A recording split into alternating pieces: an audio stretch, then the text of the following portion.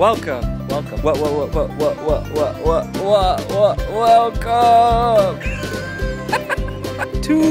News with Bret. Welcome to News with Bret. This is July 9th, 2011, and it's a fabulous day, ladies and gentlemen. I have people watching me as I film. I'm not used to this phenomenon, and it's kind of scary. What are you laughing at? Have you ever seen News with Bret? Isn't it awful? So, we've had a brief hiatus for a couple of months. I kind of stopped making it because what's the point? Today we are at Fraser Flats. Not Fraser, Fraser Flats. F-R-A-S-E-R space F-L-E-A-T. So, in recent news, there is a new nation on the planet Earth. We now have a new nation called South Sudan, and the regular Sudan is probably going to be renamed North Sudan. And it's a very good thing, because now there's going to be no civil war in the old nation of Sudan, and instead, it'll be regular war. So that's great. So earlier today, I witnessed a fish being caught, and in the process of trying to free the fish and put it in the water, it died.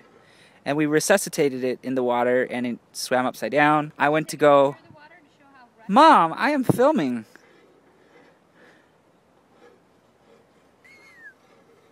Anyway, we put the fish back and it was upside down, and then I would go to pick it up in the ice cold water and it would swim away, so I didn't catch it. My dad here would like to be a guest on News with Bret, so he's about to come over and sit right here, and I'm going to interview him. So, Jeffrey Benziger, welcome to the show this fine July day. Now, the reason you're on my show today is because not only are you camping with me, but I'm aware that you've recently become published twice. Care to tell us what that was like, the moment you found the book in the mail that you had published? Well, it was no secret to me that I did my book, so obviously it was a long... It was like laughter all around. Yeah. Now tell me, what is the title of your book? I think a lot of my fans aren't aware of it. Well, they're just simply called Waterford, and one is simply called Series. They are local history books published by Arcadia Publishing. You can order them through arcadiapublishing.com and just search for the titles. Waterford is a small town that I live in Stanislaus County, and Ceres is the town I work in. It's also in Stanislaus County. So yeah, not going to be a bestseller.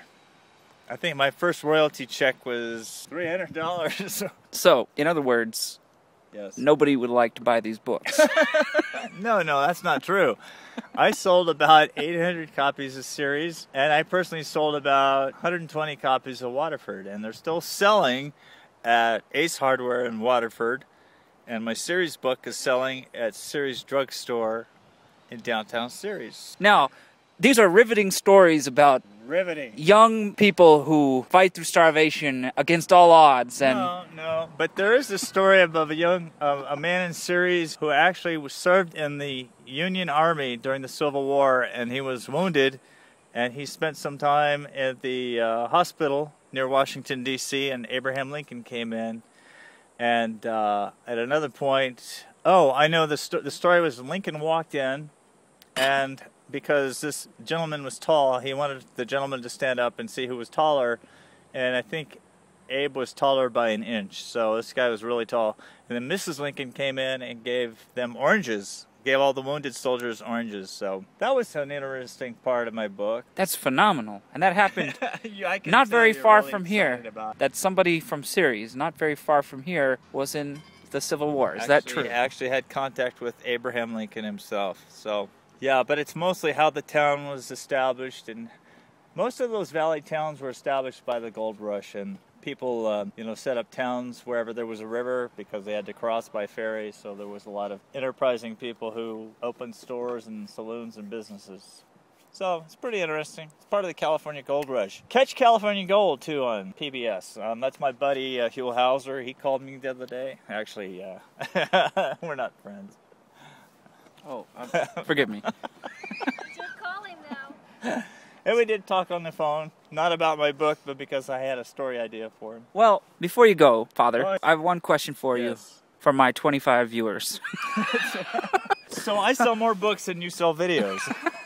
I don't sell my videos. They're free. know. What year were you born in? Oh, do you have to bring that up? All right, listeners, get ready with your keyboards. And at the count of 3, I want you to enter on your keyboard the age you think my father is. No, wait a minute. 1, 2, 3. This is problematic because You're correct.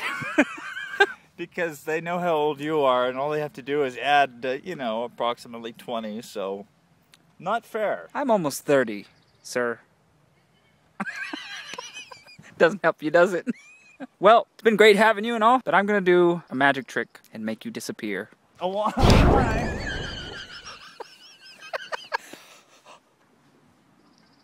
So there you have it. I vaporized my father. I just want to wish you a great day. I know I'm having one, and I hope you have one too. Have a good day. Oh.